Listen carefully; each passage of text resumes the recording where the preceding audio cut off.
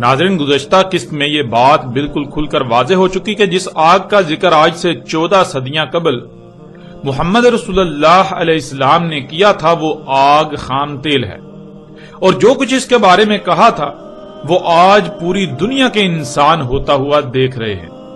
اب آگے بڑھتے ہیں اور دیکھتے ہیں کہ محمد رسول اللہ علیہ السلام نے اس آگ کے بارے میں مزید کیا کہا تھا، مزید کیا رہنمائی کی تھی۔ تو اس وقت ناظرین سکرین پر آپ کو روایت نظر آ رہی ہے۔ رسول اللہ صلی اللہ علیہ وآلہ وسلم نے کہا، ویل ہے، یعنی دنیا و آخرت میں عربوں کے لیے ہلاکت ہے اس شر سے تحقیق جو قریب ہی آیا چاہتا ہے۔ فلاں پا گیا وہ جس نے اپنا ہاتھ اسے حاصل کرنے، اس میں سے کچھ بھی لینے سے روکے رکھا۔ ناظرین، صراحت کے ساتھ یہ بات واضح ہو چکی کہ وہ شر جس کا ذکر محمد رسول اللہ علیہ السلام نے کیا تھا وہ یہی آگ تھی جسے آج خام تیل کہا جاتا ہے۔ اور اس روایت میں محمد رسول اللہ علیہ السلام نے واضح دو ٹوک الفاظ میں یہ بھی کہہ دیا کہ فلاں پا گیا وہ جس نے اپنا ہاتھ اس شر کو حاصل کرنے سے روک کے رکھا۔ اور ناظرین، ظاہر ہے جس نے اسے لے لیا وہ اللہ کے قانون میں فلاح کیسے پا سکتا ہے؟ اس پر تو اس کا جرم ثابت ہو گیا، اور اگر حق واضح ہو جانے کے بعد وہ اپنے ہاتھ کو روک لیتا ہے تو بلا شک و شبہ اللہ غفور الرحیم ہے۔ لیکن اگر حق واضح ہو جانے کے باوجود بھی وہ خود کو اس شر سے نہیں روکتا تو پھر بلا شک و شبہ اللہ الجبار القہار بھی ہے۔ ناظرین، غور کریں آج کون ہے جس نے خود کو اس شر خام تیل سے روکا ہوا ہے؟ جب آپ غور کریں گے تو شاید ہی کوئی انسان آپ کو ایسا نظر آئے۔ سب کے سب انسان اس میں سے لے رہے ہیں، اپنا ہاتھ اس کی طرف بڑھا رہے ہیں۔ آپ غور کریں جو گاڑی آپ چلاتے ہیں اس کا وجود کیسے ممکن ہوا؟ کیا اسی خام تیل سے اس کا وجود ممکن نہیں ہوا؟ اس میں بطور ایندھن آپ کیا استعمال کر رہے ہیں؟ ذرا غور تو کریں۔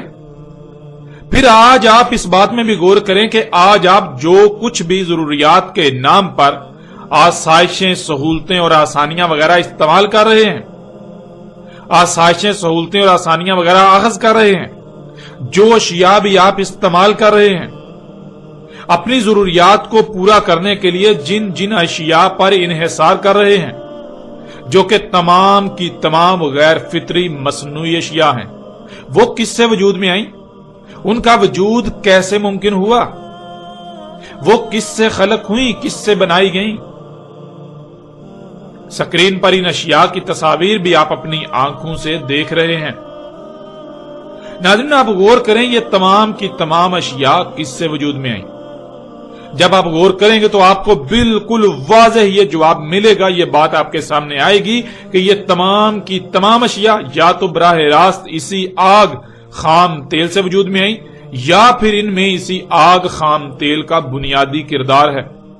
یوں آج آپ جو کچھ بھی استعمال کر رہے ہیں یہ آپ کا اپنا ہاتھ اسی آگ ہی کی طرف تو بڑھا رہا ہے، اسی آگ سے ہی تو لے رہے ہیں جس میں سے کچھ بھی لینے سے محمد رسول اللہ علیہ السلام نے آج سے 14 صدیاں قبل بہت ہی سختی کے ساتھ منع کیا تھا۔ یہ تھا ناظرین فتنہ دجال۔ یہ فتنہ کس قدر شدید ہے آج آپ کو اس کا اندازہ ہو جانا چاہیے، اور یہ بات بھی اب تک واضح ہو جانی چاہیے کہ کیوں محمد رسول اللہ علیہ السلام نے کہا تھا اس وقت کے بارے میں کہ اس وقت کوئی بھی مومن نہیں ہوگا۔ آج جس وقت میں آپ موجود ہیں اسی وقت کے بارے میں محمد رسول اللہ علیہ السلام نے کہا تھا کہ اس وقت کوئی مومن ہوگا ہی نہیں۔ اور ناظرین، آپ جس پہلو سے بھی غور کریں یہی تلخ حقیقت آپ کے سامنے آئے گی جو آپ پر کھول کھول کر واضح کی جا چکی اور مزید واضح کی جا رہی ہے۔ آج عرب دنیا اسی آگ کی بنیاد پر خوب موجیں اور عیاشیاں کر رہی ہے۔ آج عرب دنیا میں جنت کے مزے لوٹ رہے ہیں، لیکن ان قریب ان کے ساتھ وہ ہونے والا ہے جس کا یہ تصور بھی نہیں کر سکتے۔ خام تیل اللہ کے غیب میں سے تھا۔ اللہ نے قرآن کے شروع میں کہا اور قرآن میں بار بار کہا غیب سے مومن بننے کا، لیکن ان عربوں نے جو دین کے ٹھیکیدار بنے ہوئے ہیں نہ صرف اللہ کے غیب کا کفر کرتے ہوئے زمین کو پھاڑا زمین کو چیر پھاڑ کر اللہ کے غیب میں سے اسے نکالا، بلکہ الٹا آج اس پر فخر محسوس کر رہے ہیں۔ ناظرین، گزشتہ ایک ساتھ میں آپ پر یہ بات کھل کھل کر واضح ہو چکی کہ زمین و آسمانوں کی مثال آپ کے جسم کی سی ہے۔ جیسے آپ کے جسم میں خون ہے، بالکل اسی طرح زمین کا خون خام تیل ہے، جسے اللہ سبحانہ و تعالیٰ نے قرآن میں بعض مقامات پر برکات کہا اور بعض مقامات پر تین، اور اس کے علاوہ بعض مقامات پر تو بالکل واضح الفاظ میں اسے زمین کا خون کہا، جیسا کہ آپ سورہ البقرہ کی اس آیت میں بھی دیکھ سکتے ہیں۔ وَإِذْ قَالَ رَبُّكَ لِلْمَلَائِكَةِ إِنِّي جَاعِلٌ فِي الْأَرْضِ خَلِيفَةً قَالُوا أَتَجْعَلُ فِيهَا مَن يُفْسِدُ فِيهَا وَيَسْفِكُ الدِّمَاءَ، اور جب کہا تیرے رب نے ملائکہ کو، اس میں کچھ شک نہیں میں تقرر کرنے جا رہا ہوں زمین میں نائب، یعنی زمین کا اختیار دینے لگا ہوں، تو ملائکہ نے جواب دیا کیا تو اس کو نائب مقرر کرنے لگا ہے، یعنی زمین کا اختیار اس کو دینے والا ہے جو زمین میں تبدیلیاں کرے گا؟ تو نے زمین کی مخلوقات کو احسن خلق کر کے ان کے مقامات پر قائم کر دیا، اور یہ انہیں ان کے مقامات سے ہٹائے گا، جس سے زمین میں خرابیاں ہوں گی اور بالآخر زمین میں تباہیاں آئیں گی، اور وہ زمین کا خون بہائے گا۔ ناظرین، آپ آیت میں بالکل واضح طور پر لفظ دم دیکھ سکتے ہیں، جس کے معنی کسی شے میں مختلف عناصر کے مرکب سے وجود میں آنے والے رنگدار محلول کو کہا جاتا ہے۔ یہی محلول انسانوں اور جانوروں میں پایا جاتا ہے، اور آپ اسے آسان الفاظ میں خون کہتے ہیں، لیکن عربی میں جسے آپ خون کہتے ہیں اسے دم کہا جاتا ہے، اور آپ آیت میں زمین کے دم یعنی زمین کے خون کے الفاظ کو بالکل واضح دیکھ سکتے ہیں، اور اس آیت میں زمین کے دم یعنی زمین کے خون کا ذکر کیا جا رہا ہے۔ ناظرین، سورہ البقرہ کی اس آیت میں حقیقت آپ کے بالکل سامنے ہے۔ اس آیت میں بالکل واضح ہے، آپ خود غور کریں اور فیصلہ کریں کہ کیا ہے زمین کا خون۔ وہ کون سا مختلف عناصر کے مرکب سے وجود میں آنے والا رنگدار محلول ہے جو زمین میں پایا جاتا ہے، بالکل ایسے ہی جیسے آپ کے جسم میں خون پایا جاتا ہے۔ ذرا غور کریں، خلیفہ یعنی نائب کس پر بنایا گیا انسان کو، کس شے کا اختیار دیا گیا انسان کو، اور اس کا جواب بالکل ظاہر ہے، اسی آیت میں زمین کا اختیار دیا گیا، انسان کو زمین پر نائب بنایا گیا۔ اللہ سبحانہ تعالیٰ نے خود کہا کہ زمین کا اختیار دیا جا رہا ہے انسان کو، اور جواباً ملائکہ نے کیا کہا؟ جواباً ملائکہ نے یہ کہا کہ یہ زمین میں یعنی انسان زمین میں تبدیلیاں کرے گا۔ اے ہمارے رب، تو نے مخلوقات کو جن جن مقامات پر رکھا ہے یہ ان کو ان کے مقامات سے ہٹا دے گا، ان میں تبدیلیاں کرے گا، جس سے زمین میں خرابیاں اور بالآخر اس میں تباہیاں آئیں گی، یہ زمین کا خون بہائے گا۔ اور کیا یہ آج سب نہیں ہو رہا؟ کیا انسان نے یہ سب نہیں کیا اور آج یہ سب نہیں کر رہا؟ ناظرین، وہ کون سا رنگدار محلول ہے جو مختلف عناصر کے مرکب سے وجود میں آتا ہے، جو زمین کے اندر بالکل اسی طرح پایا جاتا ہے جس طرح آپ کے جسم میں خون، اور آج اسے زمین سے نکالا جا رہا ہے؟ ذرا غور کریں، وہ کیا ہے؟ کیا وہ خام تیل نہیں ہے؟ کیا خام تیل کے علاوہ کچھ اور ہو سکتا ہے یا ہے؟ حقیقت ہر لحاظ سے آپ کے سامنے ہے۔ اور ان عربوں کو کس نے اختیار دیا زمین کا خون نکالنے کا؟ کیا انہیں اللہ نے یہ حکم دیا؟ کیا یہ فساد نہیں ہے؟ کیا یہ فساد عظیم نہیں ہے؟ کیا یہ اللہ کی خلق میں تبدیلی نہیں ہے؟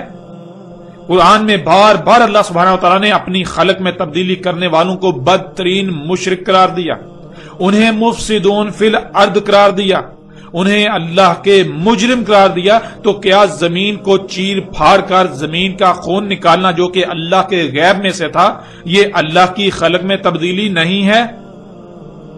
کیا یہ فساد فی الارض نہیں ہے؟ کیا یہ شرک اکبر و شرک عظیم نہیں ہے؟ کیا ایسا کرنے والے اور ان کے معاونین اللہ کے قانون میں مومن ہو سکتے ہیں؟ وہ چاہے عرب ہوں یا عجم، کوئی بھی ہوں، جو ایسا کرنے والے ہیں وہ اللہ کے قانون میں مفسدون فی الارض ہیں، اور اگر وہ حق واضح ہو جانے کے باوجود اللہ سے رجوع نہیں کرتے، اس فساد کو ترک نہیں کرتے تو وہ جان لیں خود کو مومن قرار دے کر تم لوگ اللہ کے عذاب سے نہیں بچ سکو گے۔ یہ دھوکہ تم اللہ کو نہیں بلکہ خود اپنے آپ کو ہی دے رہے ہو۔ ان قریب تمہارا انجام بھی آل فرعون کا سا ہونے والا ہے۔ اے آل سعود، تمہارا انجام آل فرعون کا سا ہونے والا ہے، اور اے وہ لوگوں جو یہ سب کر رہے ہو، تمہارا انجام قوم عاد و قوم سمود کا سا ہونے والا ہے۔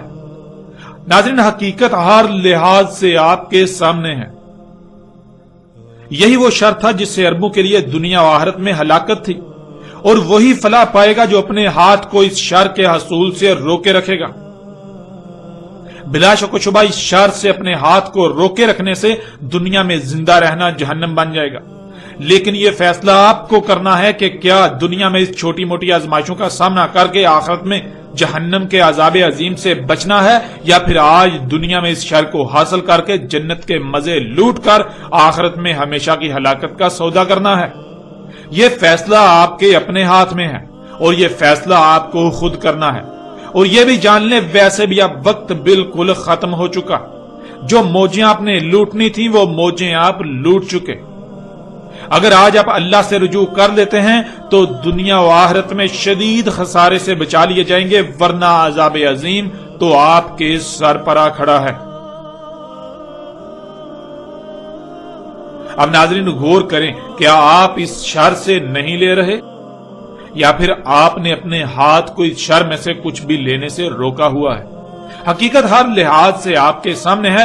آج آپ اپنے گریبان میں جھانکیں تو حقیقت آپ کو بالکل واضح کھلم کھلا نظر آ جائے گی۔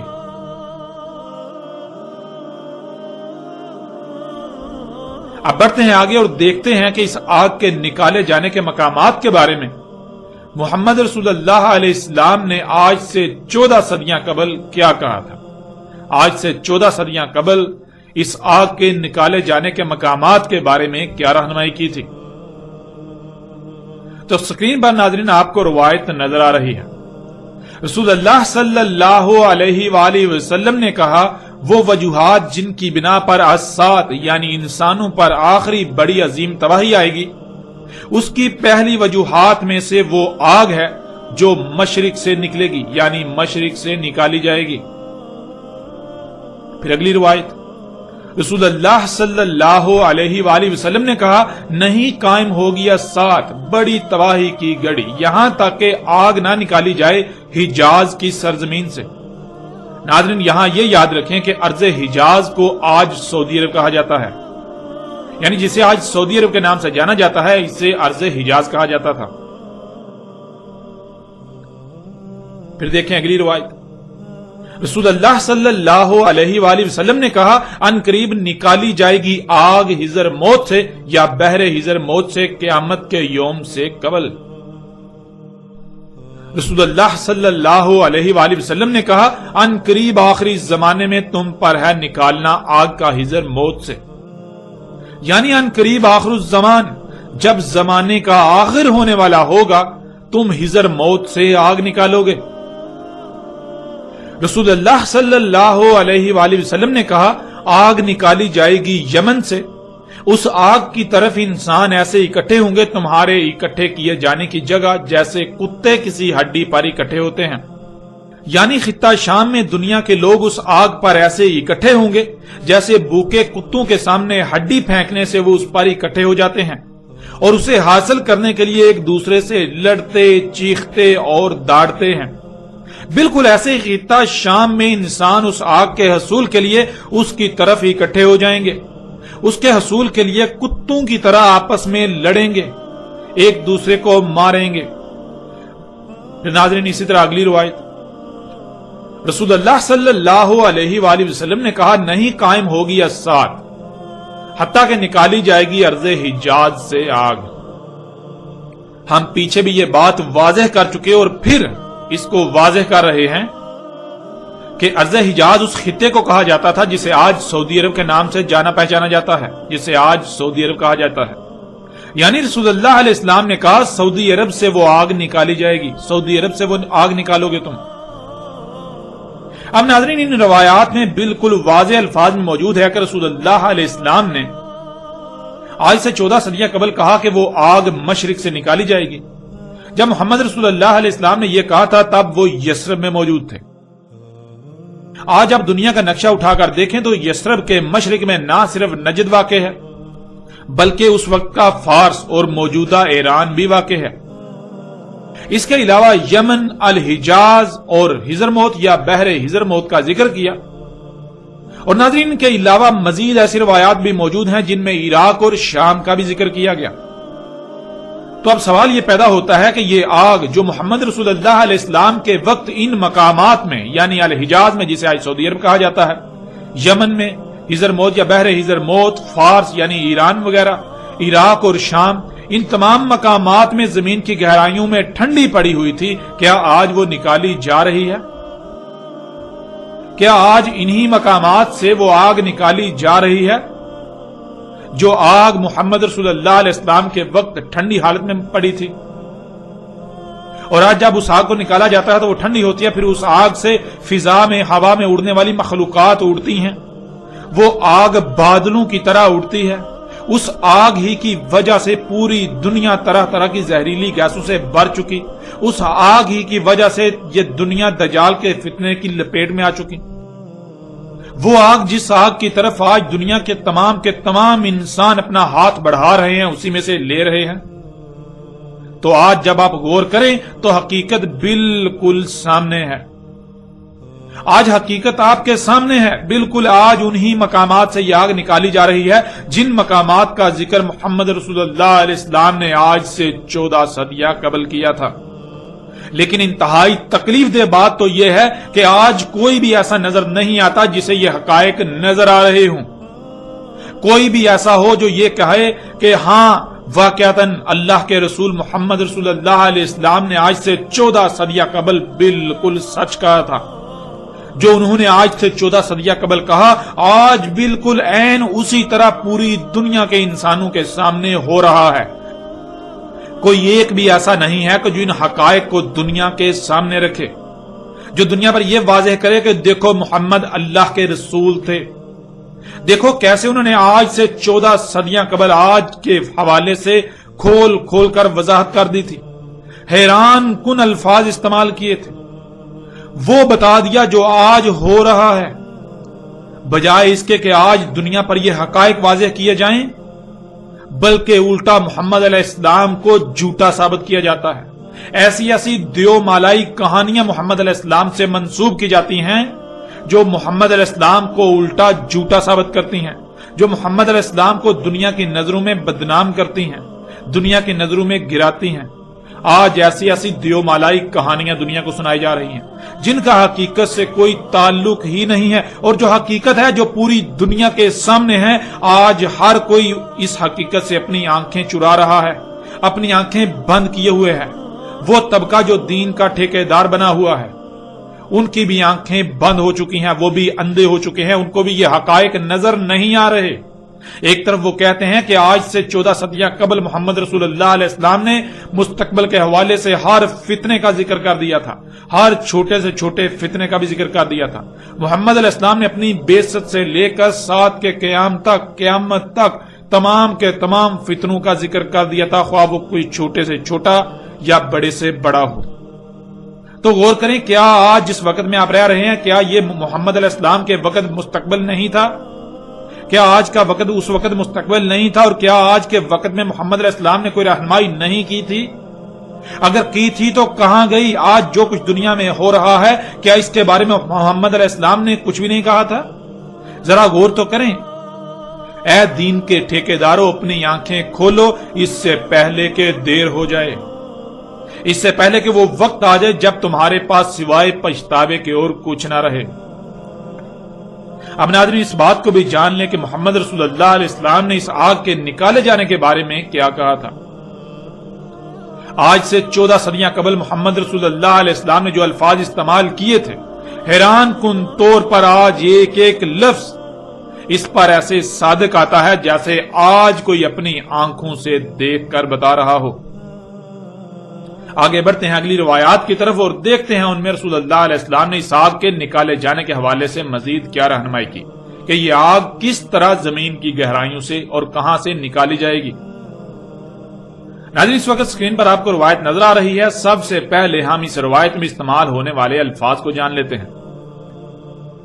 ان میں پہلا لفظ ہے کار، جس کے معنی ہے سوراخ، غار، کھدائی کرنا، گہرائی میں جانا۔ بیڈ یعنی تہ، کسی بھی شے کا نیچے ترین حصہ، گہرا ترین مقام، نیچے ترین مقام، نچلی ترین سطح، پتھر یا پتھریلی تہ یا اس کے نیچے وغیرہ۔ اگلا لفظ ہے عدن، جس کے معنی ہے زمین کی گہرائی تک سوراخ کر کے کچھ نکالنا، جیسے لوہا، کوئلہ وغیرہ سمیت کچھ بھی نکالنا۔ کان، جیسے سونے کی کان، کوئلے کی کان، یا زمین سے نکالے جانے والی کسی بھی شے کی کان، یعنی کان کنی کرنا۔ اگلا لفظ ہے سوق، جس کے معنی ہے خرید و فروخت کرنا، دکان پر جانا اور وہاں سے خریدنا، خریدنا یا لینا، لانا، لے جانا، فراہم کرنا، پہنچانا، منتقل کرنا، نقل و حمل، تجارت سینٹر، مارکیٹ، بازار، دکان وغیرہ۔ پھر اگلا لفظ ہے حشر، جس کے معنی ہے مجمع، بھیڑ، مجموعہ، رش، اجتماع وغیرہ۔ اب آتے ہیں روایت کی طرف۔ رسول اللہ صلی اللہ علیہ وآلہ وسلم نے کہا، آگ نکالی جائے گی زمین کی گہرائیوں میں چٹانی تہ سے زمین کو کھود کر، زمین کی گہرائیوں تک سوراخ کر کے، جیسے زمین کی گہرائیوں سے سوراخ کر کے کچھ نکالا جاتا ہے۔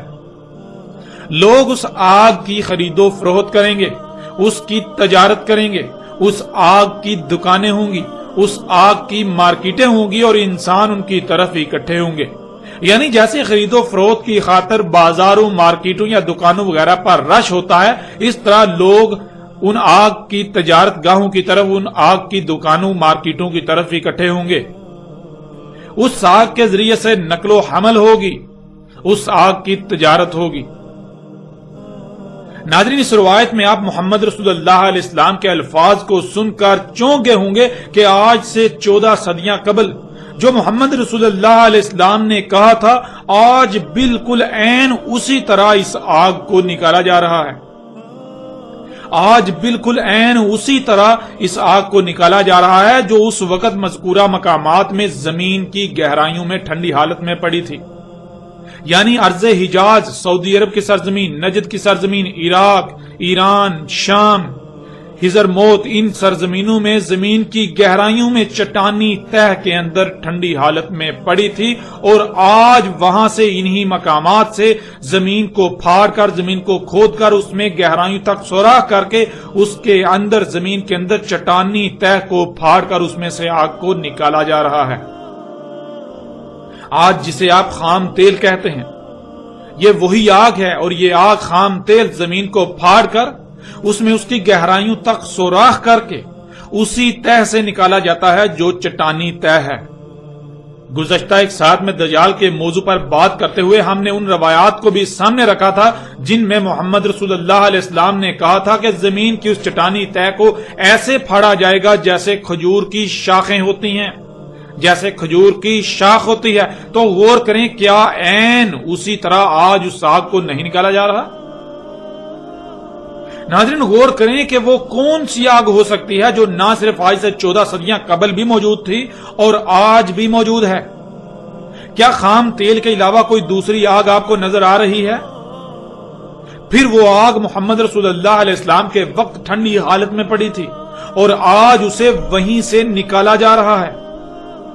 نکالنے کے بعد وہ ٹھنڈی حالت سے بدل کر اپنی اصل حالت آگ میں بدل رہی ہے کہ واقعتاً یہ جو ٹھنڈی شے ہے یہ تو آگ ہے، یہ اصل میں آگ ہے جو ٹھنڈی حالت میں موجود تھی اور زمین کی گہرائیوں میں موجود ہے۔ کیا یہ وہی آگ نہیں جسے آج خام تیل کا نام دیا جاتا ہے؟ حقیقت ہر لحاظ سے آپ کے سامنے ہے۔ پھر ناظرین، کیا یہ آگ زمین کو پھاڑ کر اس میں گہرائیوں تک سوراخ کر کے چٹانی تہ کو کھجور کی شاخوں کی طرح پھاڑ کر نہیں نکالا جا رہا؟ آج اس حقیقت کو بھی آپ اپنی آنکھوں سے دیکھ رہے ہیں۔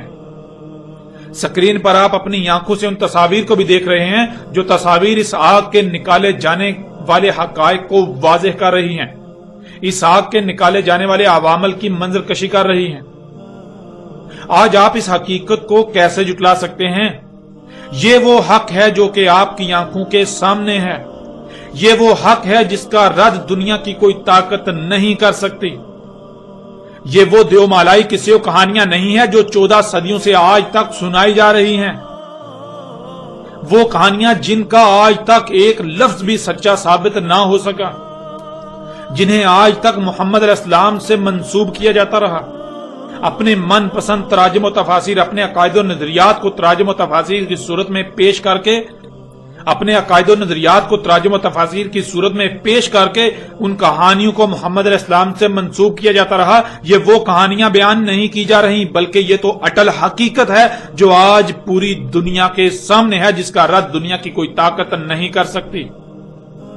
یہ وہ کہانیاں نہیں ہیں، یہ وہ دیو مالائی کہانیاں نہیں سنائی جا رہی جو آج تک پوری امت کو، پوری دنیا کے انسانوں کو اسلام کے نام پر سنائی جاتی رہی، جنہیں محمد علیہ السلام سے منسوب کیا جاتا رہا۔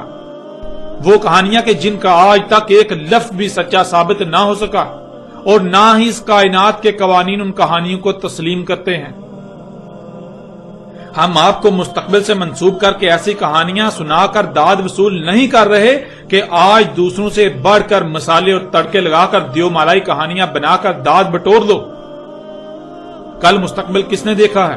اس لیے کون تمہیں غلط کہے گا؟ نہ ایسا وقت آنا ہے جب یہ کہانیاں پوری ہونی ہیں، اور نہ ہی تمہارا پول کبھی کھلے گا۔ ہم ایسا نہیں کر رہے، بلکہ ہم تو حق کھول کھول کر آپ کی آنکھوں کے سامنے رکھ رہے ہیں۔ اب فیصلہ آپ کے اپنے ہاتھ میں ہے، آیا آپ اس حق کو تسلیم کرتے ہیں یا پھر آپ اللہ کے قانون میں اندھے ہونے کا ثبوت دیتے ہیں، اللہ کے قانون میں شرط دواب ہونے کا ثبوت دیتے ہیں، اللہ کے قانون میں اموات اور قبروں میں ہونے کا ثبوت دیتے ہیں۔ یہ فیصلہ آپ کے اپنے ہاتھ میں ہے، یہ فیصلہ آپ کے اپنے اختیار میں ہے۔ بڑھتے ہیں ناظرین اگلی روایت کی طرف۔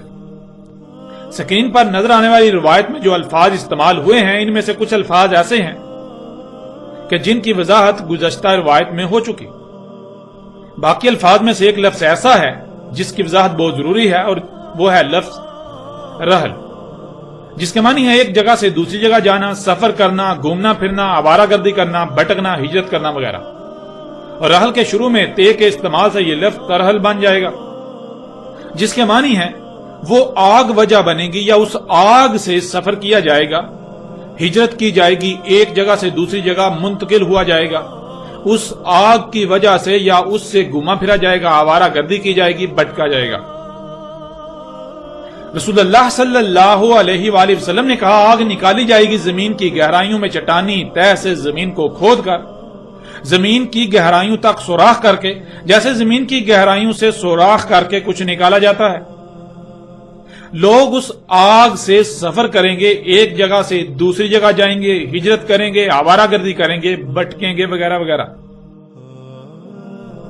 اب ناظرین اس بات میں غور کریں کہ آج ایسا نہیں ہو رہا؟ کیا آج یہ آگ سفر کرنے، ایک جگہ سے دوسری جگہ منتقل ہونے، ہجرت کرنے وغیرہ کا ذریعہ نہیں بن رہی؟ آج دنیا میں سارے کا سارا ٹرانسپورٹ نظام اسی آگ کی بدولت نہیں چل رہا؟ لوگ جن گاڑیوں میں بیٹھ کر سفر کرتے ہیں، آوارہ گردی کرتے ہیں، تو وہ گاڑیاں اسی آگ یعنی خام تیل سے نہیں چلتی؟ کیا اسی آگ ہی سے لمبے لمبے سفر نہیں کیے جا رہے؟ ناظرین یہ سب کچھ آج آپ اپنی آنکھوں سے پوری دنیا میں ہوتا ہوا دیکھ رہے ہیں۔ اسی آگ سے جہاز، ٹرینیں اور تمام کی تمام گاڑیاں چلتی ہیں، اور ان گاڑیوں جہازوں کی تخلیق میں بھی اسی آگ کا بنیادی کردار ہے۔ یوں یہ حقیقت بھی آج آپ کے سامنے ہے۔ اب ناظرین غور کریں کہ آج سے 14 صدیاں قبل اس آگ کے نکالے جانے کے حوالے سے محمد رسول اللہ علیہ السلام نے جو الفاظ استعمال کیے تھے، جو رہنمائی کی تھی، کیا وہ چونکا دینے والی نہیں ہے؟ کیا وہ دہلا دینے والی نہیں ہے؟ جو الفاظ آج سے 14 صدیاں قبل محمد رسول اللہ علیہ السلام نے استعمال کیے تھے، آج آپ اپنی آنکھوں سے یہ سب کچھ ہوتا ہوا دیکھ رہے ہیں۔ یہ سب حقائق آج پوری دنیا کے سامنے ہے، حقیقت آپ کے سامنے ہے، یہ حق آپ کے سامنے ہے۔ اب فیصلہ آپ کے اپنے اختیار میں ہے، فیصلہ آپ کے اپنے ہاتھ میں ہے کہ آیا آپ حق کو تسلیم کرتے ہیں یا پھر آپ انہی دیو مالائی قصے کہانیوں پر ایمان لاتے ہوئے اپنی دنیا و آخرت تباہ کرتے ہیں، دنیا و آخرت میں ہلاکت کا سودا کرتے ہیں۔ اور پھر یہ بھی جان لیں کہ اگر آج آپ اس حق کو تسلیم کر کے اس پر عمل نہیں کرتے تو ان قریب آپ کے ساتھ وہ ہونے والا ہے جو آل فرعون سمیت گزشتہ ہلاک شدہ اقوام کے ساتھ ہوا۔ یہ عذاب آپ کے سر پر کھڑا ہے۔ بڑھتے ہیں ناظرین آگے اور دیکھتے ہیں کہ مزید روایات میں رسول اللہ علیہ السلام نے اسحاق کے بارے میں کیا رہنمائی کی۔ اس وقت سکرین پر آپ کو روایت نظر آ رہی ہے۔ سب سے پہلے اس روایت میں استعمال ہونے والے الفاظ کو جان لیتے ہیں۔ پہلا لفظ ہے تدی، اس میں اصل لفظ دی ہے اور اس کے پیچھے تے کا استعمال ہے۔ تے اس آگ کا اظہار کرتا ہے، یعنی اس آگ کا ذکر کر رہا ہے، اور آگے دی کہتے ہیں روشن ہونے کو۔ تدی کے معنی بنتے ہیں اس آگ سے روشن ہونا، اس آگ سے روشنی ہونا۔ اگلا لفظ ہے اناق جو کہ جمع کا صیغہ ہے اور اس کا واحد ہے انق، اور انق کہتے ہیں ایسی شے کو جو شروع سے تنگ ہو، جیسے جیسے آگے بڑھے تو کھلتی جائے، یعنی پھیلتی جائے۔ جیسے کوئی بوتل ہوتی ہے جس کا اگلا حصہ جو ہے وہ سکڑا ہوا ہوتا ہے اور جیسے سے آگے بڑھے تو وہ کھلتی پھیلتی جاتی ہے، یا جیسے سراہی ہوتی ہے۔ یہی خصوصیت بہت سے جانداروں اور انسان کے جسم کے ایک عضو میں پائی جاتی ہے جسے گردن کہتے ہیں۔ اگلا لفظ ہے ابل۔ ابل کہتے ہیں ایسی سواریوں کو جو وزن اٹھا کر مشکل رستوں جیسے صحراؤں وغیرہ میں لمبے فاصلے طے کرنے کی صلاحیت رکھتی ہوں۔ رسول اللہ صلی اللہ علیہ وآلہ وسلم کے وقت ایسی تمام صفات صرف اونٹوں میں پائی جاتی تھیں، اس لیے اونٹوں کو اس وقت ابل کہا جاتا تھا۔ ویسے اونٹ کو عربی میں جمل کہتے ہیں۔ اگلا لفظ ہے بصرہ، جس کے معنی ہے دیکھنے کی صلاحیت۔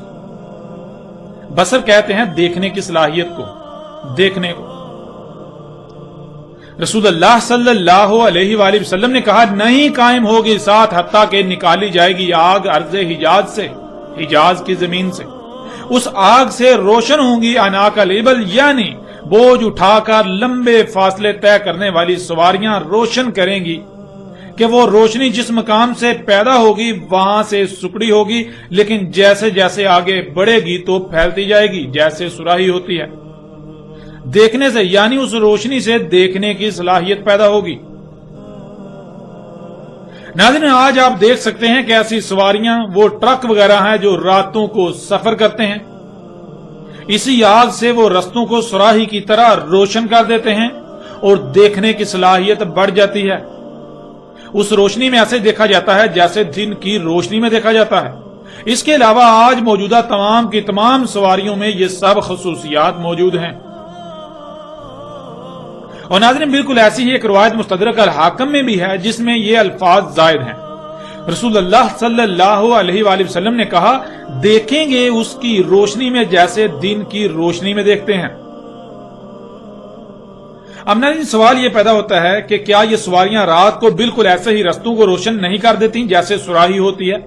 جہاں سے یہ روشنی پھوٹتی ہے وہ جگہ چھوٹی سی ہوتی ہے، جیسے جیسے روشنی آگے بڑھتی ہے تو وہ سراہی کی طرح پھیلتی جاتی ہے، اور پھر اس روشنی میں بالکل ایسے دیکھا جاتا ہے جیسے دن کی روشنی میں دیکھا جاتا ہے۔ اور اس کی بنیاد وہی آگ خام تیل ہے۔ یہ حقیقت بھی آج آپ کے سامنے ہے۔ پھر اس طرح بڑھتے ہیں آگے اور دیکھتے ہیں کہ محمد رسول اللہ علیہ السلام نے اسحاق کے حوالے سے مزید کیا رہنمائی کی۔ رسول اللہ صلی اللہ علیہ وآلہ وسلم نے کہا جو پہلی اشراط الساعت ہیں، یعنی جن وجوہات کی بنا پر الساعت آئے گی، اس کی پہلی وجوہات میں سے پس آگ ہے جو نکالی جائے گی مشرق سے۔ پس وہ آگ انسانوں کو مغرب کی طرف اکٹھا کرے گی، یعنی اس آگ کی وجہ سے دنیا کے لوگ مغرب کی طرف ہجرت کریں گے۔ ناظرین گزشتہ کئی دہائیوں سے آپ یہ سلسلہ بھی اپنی آنکھوں سے دیکھ رہے ہیں۔ پوری دنیا سے بالخصوص مشرقی ممالک جن میں اکثریت ان کی ہے جو خود کو مسلمان کہتے ہیں، ان ممالک کے لاکھوں نہیں بلکہ کروڑوں کی تعداد میں لوگ مغربی ممالک میں جا کر بس رہے ہیں، وہاں اکٹھے ہو رہے ہیں۔ پوری دنیا کے لوگ مغرب میں اکٹھے ہو رہے ہیں، اور یہ اسی آگ کے نکلنے کے بعد اسی آگ ہی کی وجہ سے ہوا اور ہو رہا ہے۔ اسی آگ کی وجہ سے مغربی ممالک دنیا میں سہولتوں، آسائشوں، ایجادات کے نام پر بظاہر جنت کا منظر پیش کرنے لگے، جس کو دیکھتے ہوئے دنیا میں لاکھوں نہیں بلکہ کروڑوں انسانوں نے ان مغربی ممالک کا رخ کیا، اور آج بھی یہ سلسلہ جاری ہے۔ اور پھر یہی آگ آج پوری دنیا کی قوتوں کو شام میں اکٹھا کر رہی ہے۔ پوری دنیا کی تمام قوتوں میں سے ہر ایک کی یہی خواہش ہے کہ یہ آگ یعنی خام تیل پر اسی کا قبضہ ہو، جس کی خاطر اقوام عالم ایک دوسرے کے خلاف در پردہ جنگوں میں مصروف ہیں، شام میں اکٹھے ہو چکی ہیں، اور اس آگ و بارود کی بارش کی وجہ سے ہی شام و عراق اور یمن وغیرہ سمیت لاکھوں نہیں بلکہ کروڑوں لوگ مغرب کا رخ کیے ہوئے ہیں، کیونکہ مغرب انہیں جنت نظر آتی ہے جہاں وہ بہتر اور سہولتوں، آسائشوں اور آسانیوں سے مزین زندگی گزار سکیں۔ اسی آگ کے نکالے جانے کے بعد مغربی دنیا میں صنعتی انقلاب کے نام پر کالجوں اور یونیورسٹیوں کا سیلاب امڑ آیا، جن میں تعلیم کے نام پر پوری دنیا سے لوگ مغرب میں اکٹھے ہو رہے ہیں۔ یوں یہ تمام تر حقائق آج آپ کے سامنے ہیں۔ بڑھتے ہیں ناظرین آگے اور دیکھتے ہیں کہ مزید رسول اللہ علیہ السلام نے اس آگ کے بارے میں کیا رہنمائی کی۔ اس وقت سکرین پر آپ کو روایت نظر آ رہی ہے۔ رسول اللہ صلی اللہ علیہ وآلہ وسلم نے کہا، نکال لے جاؤ اپنے اہل و عیال کو، پس اس میں کچھ شک نہیں کہ ان قریب اس سے آگ نکلے گی، اس سے آگ نکالی جائے گی۔ ناظرین محمد رسول اللہ علیہ السلام نے جب یہ الفاظ کہے تھے وہ اس وقت یثرب میں موجود تھے، یعنی سرزمین حجاز میں موجود تھے، اور کہا تھا کہ اپنے اہل و عیال کے ساتھ اس سرزمین حجاز سے نکل جانا۔ اس سرزمین سے وہ آگ نکالی جائے گی جو آج یعنی اس وقت زمین کی گہرائیوں میں ٹھنڈی حالت میں پڑی ہوئی ہے، تو اس آگ کے نکلنے سے پہلے ہی اس سرزمین کو چھوڑ دینا، یہاں سے اپنے اہل و عیال کے ساتھ نکل جانا، سرزمین حجاز کو ترک کر دینا۔ یہی بات رسول اللہ علیہ السلام نے مزید کئی مواقع پر بھی کہی، جیسا کہ آپ سکرین پر مزید روایات کو دیکھ سکتے ہیں۔ رسول اللہ صلی اللہ علیہ وآلہ وسلم نے کہا، نکال کر لے جاؤ اپنے اہل و عیال کو اس سے، یعنی قید سیلاب سے، پس اس میں کچھ شک نہیں کہ وہ سیلاب جو قید ہے وہ آگ ہے جو اس سے نکلے گی۔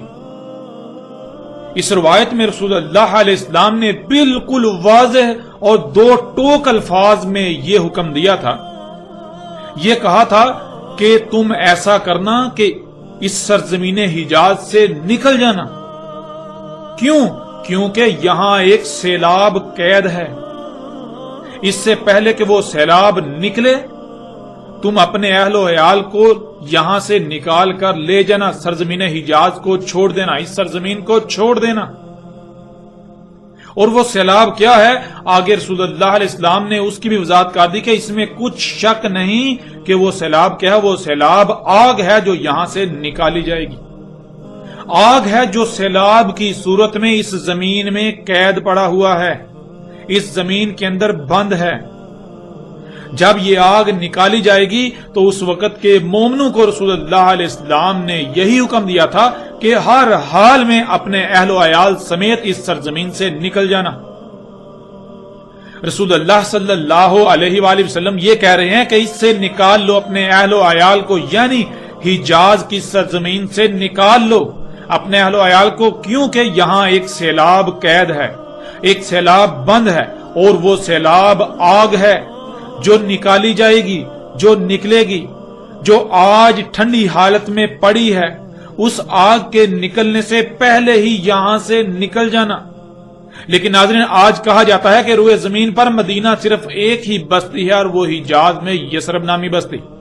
ہر کوئی خود کو مومن کہلوانے والا دن رات وہاں جانے اور وہاں بسنے کے خواب دیکھتا ہے، اس کے باوجود کہ آج اس آگ کا سیلاب نکل رہا ہے جس کے نکلنے سے پہلے رسول اللہ علیہ السلام نے کہا تھا وہاں سے اپنے اہل و عیال سمیت نکل جانا۔ ایک طرف تو محمد علیہ السلام سے حب کے دعوے کرتے ہیں، اور دوسری طرف ہر وہ کام کرتے ہیں جس سے محمد رسول اللہ علیہ السلام نے بہت ہی سختی سے روکا تھا، جس سے وہ نفرت و کراہت کا اظہار کرتے تھے۔ تو ناظرین اپنے گریبان میں جھانکیں، ذرا غور کریں کہ یہ کیسی محبت ہے، یہ کیسی محبت ہے آپ کی محمد رسول اللہ علیہ السلام سے؟ ایسے تمام کے تمام لوگ یہ جان لیں کہ محمد رسول اللہ علیہ السلام سے محبت کے دعوے تو کرتے ہو، لیکن حقیقت یہ ہے کہ تم اس نعرے کی آڑ میں اپنی خواہشات کی اتباع کر رہے ہو۔ یہاں وہ لوگ بھی اپنے گریبان میں جھانکیں جن کی مساجد کی تعمیر سے لے کر ان کے گھروں کے سامان کے اخراجات تک انہی عرب ممالک سے آتے ہیں، جن کا نان نفقہ عربوں کے ساتھ جڑا ہوا ہے، ان عربوں کے ساتھ جو آج اللہ کے غیب سے کفر کر رہے ہیں، جو اللہ کی آیات کی تکذیب کر رہے ہیں، دن رات فساد عظیم بپا کر رہے ہیں، اور ان کو اپنے لیے اسوہ حسنہ سمجھنے والے جو دن رات عربوں کے گن گاتے ہیں، جو عربوں سے اتنے متاثر ہیں کہ اسلام صرف عربوں میں ہی انہیں نظر آتا ہے، جو عربوں کے خلاف بات کو اللہ کی ذات میں گستاخی سمجھتے ہیں، وہ طبقہ خود سے بڑھ کر کسی کو مومن و موحد نہیں سمجھتا۔ ذرا اپنے گریبان میں جھانکیں۔ آپ سے سوال ہے کہ کسی کے قتل کی اجرت سے مساجد تعمیر کی جا سکتی ہیں؟ شراب بیچ کر مساجد و چندے دیے جا سکتے ہیں؟ اگر نہیں تو جن چندوں پر تم پل رہے ہو، جن چندوں سے مساجد کے نام پر اپنے کمائی کے اڈے تعمیر کر رہے ہو، ذرا غور کرو وہ چندے کہاں سے آ رہے ہیں؟ وہ اسی آگ کی کمائی ہے جو اللہ کے غیب سے تھی۔ اس آگ کو نکالا اور پوری دنیا کو فساد زدہ کر دیا۔ یہ چندے فساد فی الارض کی کمائی ہیں، یہ چندے اللہ سے دشمنی کی اجرت ہیں۔ کیا یہ سب جائز ہو گیا؟ کیا یہ سب محض تمہیں چندے دینے کی وجہ سے جائز و حلال ہو گیا جن کا تم دم بتے ہو؟ کیا بذات خود محمد رسول اللہ علیہ السلام نے یہ نہیں کہا تھا کہ اپنے ہاتھ کو اس آگ سے کچھ لینے سے روکے رکھنا، اس آگ سے بالکل کچھ نہ لینا؟ تو آج تم کیوں عربوں کے سامنے اسی آگ سے چندے لینے کے لیے اپنے ہاتھ پھیلائے ہوئے ہو؟ نہ صرف اپنے ہاتھ پھیلائے ہوئے ہو بلکہ دن رات ایک کیا ہوا ہے، اور تمہارا کردار بالکل ایسا ہو چکا ہے کہ جیسے کسی نے اپنے مفادات کی تکمیل کے لیے کتوں کو پالا ہوا ہوتا ہے۔ وہ ان کتوں سے کام لینے کے لیے وقتاً فوقتاً ہڈی پھینکتا رہتا ہے۔ اپنے گریبان میں جھانکو اس سے پہلے کہ وقت ختم ہو جائے۔ خود کو بہت بڑا مومن موحد کہتے ہو، یہ جان لو دنیا کے سب سے بدترین منافق و مشرک ہو تم لوگ اللہ کے قانون میں مشرک و منافق ہو۔ آج اگر تم نے اپنی آنکھیں نہیں کھولی تو جان لو ان قریب دنیا میں تمہارا بھی انجام انہی عربوں کے ساتھ ہی ہونے والا ہے، اور آخرت میں بھی انہی کے ساتھ تمہیں اٹھایا جائے گا، انہی کے ساتھ تمہارا حساب ہوگا۔ تم ان کے جرائم کے برابر کے حصے دار ہو۔ آج یہ عرب اور آل سعود اسی عذاب کا شکار ہونے والے ہیں جس عذاب کا شکار آل فرعون ہوئے تھے، اور جو لوگ ان عربوں کے جرائم میں برابر کے حصے دار ہیں ان کا انجام بھی بالکل ویسا ہی انہی کے ساتھ ہونے والا ہے۔ ناظرین، محمد رسول اللہ علیہ السلام نے کہا تھا کہ آخر میں، یعنی جب سات کی تمام علامات و اشراط کا ظہور ہو چکا ہوگا، تو سب سے آخر میں اس آگ کی طرف انسان ایسے ہی اکٹھے ہوں گے جیسے بھوکے کتے ہڈی پر اکٹھے ہوتے ہیں، جو ہڈی کے حصول کے لیے آپس میں لڑتے ہیں، ایک دوسرے کو چیرتے پھاڑتے چیختے چلاتے اور دھاڑتے ہیں، جیسا کہ آپ کو سکرین پر روایت نظر آ رہی ہے۔ رسول اللہ صلی اللہ علیہ وآلہ وسلم نے کہا، آگ نکالی جائے گی یمن سے، اس آگ کی طرف انسان ایسے اکٹھے ہوں گے تمہارے اکٹھے کیے جانے کی جگہ یعنی شام، جیسے کتے کسی ہڈی پر اکٹھے ہوتے ہیں۔ یعنی خطہ شام میں دنیا کے لوگ اس آگ پر ایسے ہی اکٹھے ہوں گے جیسے بھوکے کتوں کے سامنے ہڈی پھینکنے سے وہ اس پر اکٹھے ہوتے ہیں، اور وہ اسے حاصل کرنے کے لیے ایک دوسرے سے لڑتے کاٹتے چیرتے پھاڑتے چیختے چلاتے اور داڑتے ہیں۔ بالکل ایسے ہی خطہ شام میں انسان اس آگ کے حصول کے لیے اس کی طرف اکٹھے ہو جائیں گے اور اس کے حصول کے لیے کتوں کی طرح آپس میں لڑیں گے، ایک دوسرے کو ماریں گے۔ ناظرین، یہ بات تو ہر لحاظ سے آپ پر کھل کھل کر واضح ہو چکی کہ وہ آگ کب کی نکل چکی، جو کہ خام تیل ہے، اور آج یہ سب آپ اپنی آنکھوں سے دیکھ رہے ہیں۔ اور آج آپ یہ بھی دیکھ رہے ہیں کہ اقوام عالم اسی آگ کے حصول کے لیے خطہ شام میں اکٹھی ہو چکی ہیں، اور اقوام عالم کے لیے اس آگ کی اہمیت و حیثیت بھوکے کتوں کے درمیان ہڈی کسی ہے، اور ان لوگوں کی مثال ان بھوکے کتوں کی سی ہے جو کتوں کی طرح آپس میں لڑ رہے ہیں۔ یہ حقائق بھی آج آپ اپنی آنکھوں سے دیکھ رہے ہیں۔ جب یہ بھی ہو چکا تو پیچھے کیا رہ گیا؟ اے دنیا کے انسانوں، جان لو وقت بالکل ختم ہو چکا۔ اپنی آنکھیں کھول لو اس سے پہلے کہ عذاب عظیم کو اپنی آنکھوں سے دیکھ کر اس حق کو تسلیم کرو۔ جان لو تب تم مانو گے، لیکن تب ماننا کوئی نفع نہیں دے گا۔ آج تمہیں یہ حقائق بہت تلخ لگ رہے ہوں گے، لیکن جان لو اس سے حق بدلنے والا نہیں ہے۔ اے وہ لوگوں جو دین کے ٹھیکیدار بنے ہوئے ہیں، جان لو آج تم پر سب سے بڑی ذمہ داری عائد ہوتی ہے، کیونکہ اکثریت آنکھیں بند کر کے تمہارے پیچھے چل رہی ہے۔ ان کی دنیا و آخرت کا دار و مدار تم پر ہے۔ اگر تم حق کو تسلیم کرتے ہو، حق کی تصدیق کرتے ہو، تو تمہارے پیچھے چلنے والے دنیا و آخرت میں ہلاکت سے بچ جائیں گے۔ اور اگر تم لوگوں نے حق کو اپنی آنکھوں سے دیکھنے اور بالکل کھل جانے کے بعد بھی حق سے اعراض کیا، حق کی تصدیق نہ کی، تو تم اللہ کے بہت بڑے مجرم ہوگے۔ عذاب عظیم تمہارے سر پر آ چکا۔ جان لو کل کو تم یہ نہیں کہہ سکو گے کہ تمہیں متنبہ نہیں کیا گیا تھا، تمہیں عذاب دیے جانے سے پہلے متنبہ نہیں کیا گیا تھا، یہ تم نہیں کہہ سکو گے۔ آج تمہیں کھول کھول کر متنبہ کیا جا رہا ہے۔ اللہ سے رجوع کرو، حق کی نصرت کرو اس سے پہلے کہ وقت ختم ہو جائے، اور جان لو بلا شک و شبہ وقت ختم ہو چکا۔ عذاب تمہارے سروں پر منڈلا رہا ہے۔ صرف اتنا ہی وقت تمہارے پاس ہے جب تک کہ ہر لحاظ سے، ہر پہلو سے کھول کھول کر متنبہ نہیں کر دیا جاتا، اور یہ سلسلہ بھی بہت جلد مکمل ہونے کو ہے۔ ناظرین، اسی آگ کو جہاں نہ صرف محمد رسول اللہ علیہ السلام نے کھول کھول کر واضح کر دیا تھا، اس کے بارے میں رہنمائی میں کوئی کسر نہیں چھوڑی تھی، تو وہیں اس آگ کو ایک اور مختلف پہلو سے بھی واضح کر دیا۔ اسی آگ کو محمد رسول اللہ علیہ السلام نے فرات سے ظاہر ہونے والا غیر معمولی مقدار میں ظہور کے وقت ایسا قیمتی ترین خزانہ قرار دیا کہ جس کے سامنے باقی تمام کی تمام قیمتی سے قیمتی اشیاء کی چمک دمک ماند پڑ جائے گی۔ اور مزید اس کے بارے میں کیا کہا، آئندہ ایک ساتھ میں اس موضوع پر بات کریں گے۔